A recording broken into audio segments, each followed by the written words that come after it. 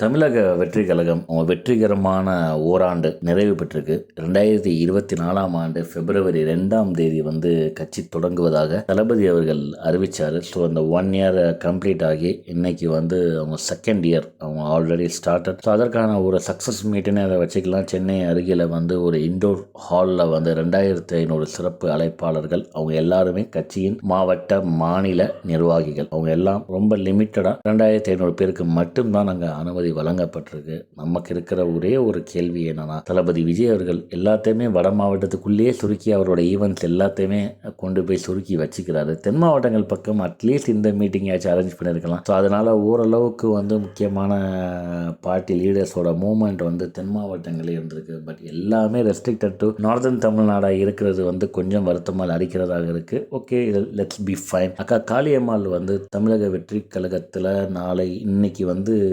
இணைவாங்க. நம்ம ஈகராக வெயிட் பண்ணிட்டு இருக்கோம். லேட்டர் சி என்ன ஆகுது அப்படின்ட்டு. மோஸ்ட் எக்ஸ்பெக்டட் இன்னும் ஃபியூ விஐபிஸ் இருக்காங்க நம்ம லிஸ்ட்டில். அவங்களாம் இணையறாங்களான்னு பார்ப்போம். மாற்று கட்சியிலேருந்து ஏடிஎம்கேலேருந்து ஒருத்தரை முக்கியமாக நான் எக்ஸ்பெக்ட் பண்ணுறேன். ஒருத்தர் இல்லை, 2 பேரை. ஒருத்தர் ரைட்டர், ஒருத்தர் ஆல்ரெடி பல கட்சிகள் மாறி இங்கே வந்தவர். லெட்ஸ் சி அவங்க சேர்றாங்களான்னு பார்ப்போம். நன்றி, வணக்கம்.